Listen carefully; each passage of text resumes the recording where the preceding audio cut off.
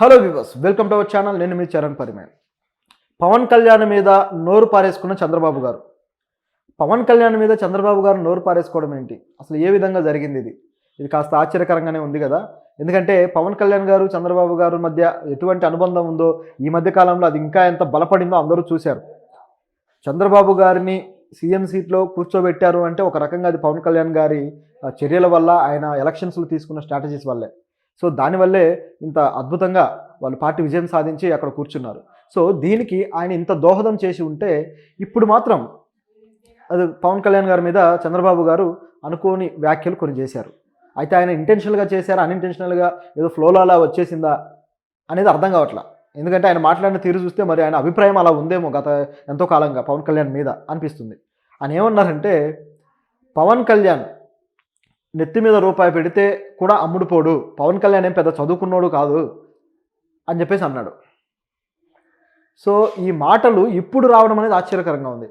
గతంలో అంటే ప్రభుత్వంతో గొడవ పడ్డప్పుడు, లేకపోతే గతంలో చంద్రబాబు గారితోటి ఆయన విభేదించిన తర్వాత మొదటిసారి ఆయనకు మద్దతు తెలిపి ఆ తర్వాత విభేదించి విడిగా పోటీ చేశారు. తర్వాత ఇద్దరు కూడా పార్టీలు ఓడిపోయారు. సో ఆ టైంలో విభేదించి అనేక రకాల మాటలు మాట్లాడారు, అది వాస్తవం. సో ఇద్దరు కూడా ఒకరికొకరు ఏవైతే దూషణలు కావచ్చు, అలాగే వాద ప్రతివాదాలు కొన్ని జరిగాయి రాజకీయంగా. కానీ ఇప్పుడు ఈ అనుబంధం వేరు. ఎలాగైనా సరే జగన్ని గద్దెదించాలి అని చెప్పి ఎప్పుడైతే డిసైడ్ అయ్యారో అప్పటి నుంచి కూడా వీళ్ళ మధ్య అనుబంధం రోజు రోజుకి పెరుగుతూ వచ్చింది. అసలు పవన్ కళ్యాణ్ గారు రూపాయి పెడితే కూడా అమ్ముడుపోడన్న చంద్రబాబు గారు ఒక సదస్సులో, ఈ మధ్య సదస్సులు చేస్తున్నారు కదా, ఒక సదస్సులో బహిరంగంగా అందరూ ప్రజలు ఉండగా వాళ్ళ మధ్యలో మైక్ పట్టుకొని మాట అన్నాడు. రూపాయి పెట్టినా కూడా అమ్ముడుపోవడం అనే అంత ఒపీనియన్ ఈయన మీద ఉందంటే అదేంటి? పైగా డిప్యూటీ సీఎం కూడా అయ్యాడు. నిజంగా ఆయనకు అంత వాల్యూ లేకపోతే పవన్ కళ్యాణ్ గారు పార్టీ పెట్టినప్పుడు ఆయన మద్దతుతోటి మీరు ఎందుకు ఎలక్షన్లోకి దిగారు మొదటిసారి? పోనీ ఆయన మద్దతుతో మీరు గెలవలేదు, డైరెక్ట్గానే గెలిచారు అనుకుంటే, సెకండ్ టైం ఓడిపోయినప్పుడు పవన్ కళ్యాణ్ గారు విడిగా పోటీ చేయడం వల్లే మేము ఓడిపోయాము, ఓటింగ్ చీలింది అని చెప్పేసి ఎందుకు వ్యాఖ్యానించారు? లేకపోతే మేము గెలిచుండే వాళ్ళము, చాలా చోట్ల ఓటింగ్ చీలిపోయిందని చెప్పేసి, అందుకే మాకు సీట్లు తగ్గాయని చెప్పి బాధపడ్డాడు. కేవలం 22 సీట్లే వచ్చాయి మాకు అని చెప్పేసి చాలా అసంతృప్తి అయితే వ్యక్తం చేశారు ఆ టైంలో. అప్పుడు కూడా పవన్ కళ్యాణ్ గారి వల్లే, అంటే పవన్ కళ్యాణ్ గారికి ఉన్న ఫ్యాన్ బేసు, పవన్ కళ్యాణ్ గారికి ఉన్న ఓటర్లు, దానివల్లే ఆయనకు అధికారానికే దూరం అయ్యాడనేది ఆయన ఒప్పేసుకున్నాడు కదా. ఇప్పుడు కూడా ఈ కూటమి ఏర్పాటు చేసిన తర్వాత పవన్ కళ్యాణ్ గారు నేను ఓటు చీలనివ్వను అని చెప్పి తనకంటూ తను ఒక డెసిషన్ తీసుకొని కూటమి ఏర్పాటు చేశారు. చంద్రబాబు గారి నుంచి తక్కువ సీట్లే వచ్చినా సరే ఆ తక్కువ సీట్లకు కూడా తలొగ్గి ఆయన పోటీకి దిగాడు. అంటే పవన్ కళ్యాణ్ గారి ఇమేజ్ని తక్కువ అంచనా వేయడం వల్ల ఆయనకు తక్కువ సీట్లు ఇచ్చారనేది ఇప్పుడు క్లారిటీ అయిపోయింది. పైగా ఆ తక్కువ సీట్లలో కూడా పవన్ కళ్యాణ్ గారు 10% రిజల్ట్ ఇచ్చారు, 10% కొట్టి.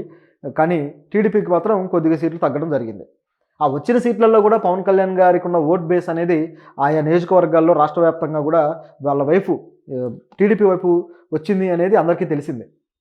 సో పవన్ కళ్యాణ్ ఇంత ప్రభావం చూపించాడు కాబట్టే ఈరోజు ఇది నిలబడింది అనేది చంద్రబాబు గారికి కూడా తెలుసు. మరి ఇదంతా ఆయన విలువ కాదా?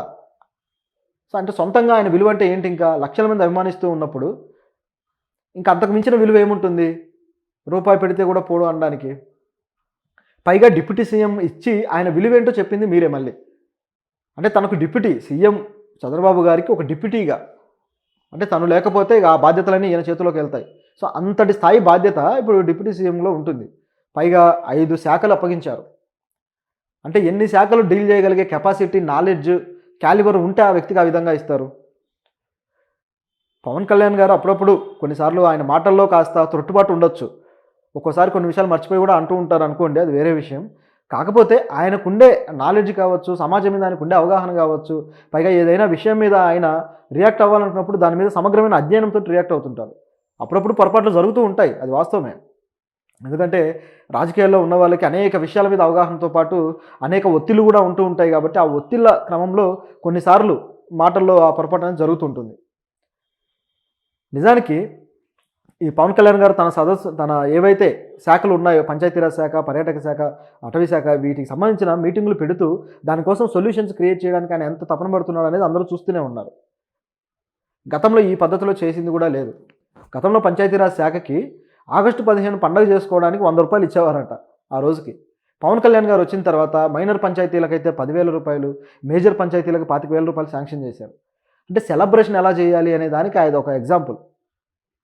అలాగే అడవులు నాశనం అవుతున్నాయంటే కర్ణాటక వెళ్ళి కుంకి ఏనుగులను తీసుకొని వచ్చి వాటిని కంట్రోల్ చేయడానికి ప్రయత్నించారు. ఆ ఏనుగులు ఏవైతే నాశనం చేసే ఏనుగులని. ఇదంతా కూడా పాలనా దక్షత కదా! అదంతా ఆయన జ్ఞానమే కదా! నిజానికి పవన్ కళ్యాణ్ గారు సాహిత్యం చాలా బాగా చదువుతారు. ఎక్కువగా చదువుతూ ఉంటారు. సో, కానీ చంద్రబాబు గారు ఎప్పుడో ఒక పుస్తకం పట్టుకొని చదివిన దాఖలాలైతే కనిపియలేదు. అభివృద్ధికి సంబంధించి ఆయన స్ట్రాటజీస్ ఆయనకున్నాయి, అది వాస్తవమే. ఒక మంచి విజనరీ నాయకుడు, దాన్ని ఖచ్చితంగా మనం గౌరవించాలి. కానీ తనకు విజన్ ఉంది కాబట్టి అవతల వాళ్ళు గొర్రెలు అన్నట్టుగా ఎందుకు మాట్లాడడం? వాళ్ళకుండే తెలివితేటలు వాళ్ళకుంటాయి కదా! పవన్ కళ్యాణ్ పెద్దగా చదువుకోలేదు. నిజమే.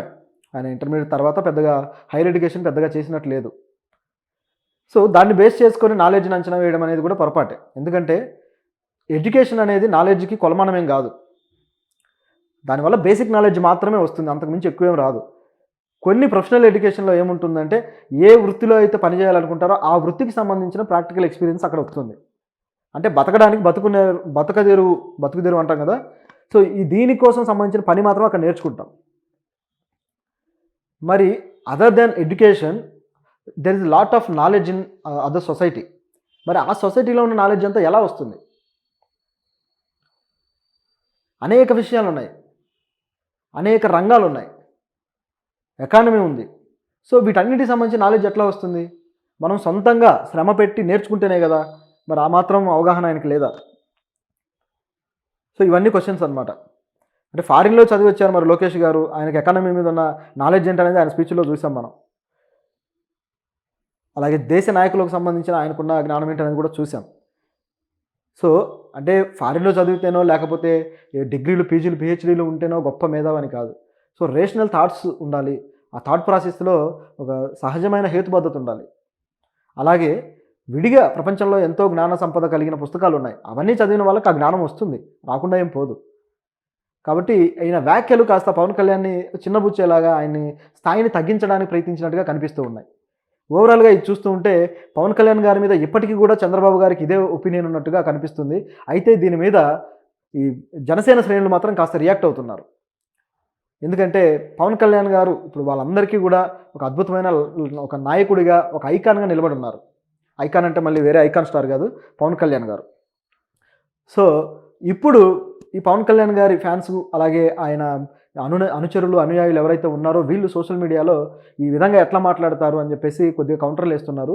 పార్టీలో ఈ 2 పార్టీల మధ్య గ్యాప్ క్రియేట్ అవుతుందేమో అన్నంత ఆసక్తికరంగా తయారైంది ఇది. సో, చంద్రబాబు గారు మరి దీనికి తిరిగి ఏమైనా వివరణ ఇచ్చే ప్రయత్నం చేస్తారేమో చూడాలి. ఎందుకంటే ఈ వ్యాఖ్యలు డైరెక్ట్‌గా పవన్ కళ్యాణ్ గారి దగ్గరికి వెళ్తే ఆయన కూడా నొచ్చుకునే ప్రమాదం ఉంది. ఎందుకంటే తనకి ఎంత విలువ ఉందో ప్రజలు దాన్ని ఆయనకి ఎంత తిరిగి ఇస్తున్నారో అందరూ చూస్తూనే ఉన్నారు. సో, మరి వీళ్ళ ఫ్రెండ్‌షిప్ మధ్య బ్రేక్ వస్తే మాత్రం అది చివరికి మళ్ళీ గవర్నమెంట్‌కే ఇబ్బంది కలిగించే అవకాశం. ఎందుకంటే ఈ కూటమి ప్రభుత్వానికి తిరిగి కొత్త తలనొప్పులు వచ్చి పడతాయన్నమాట. మరి ఏం జరుగుతుందో చూడాలి.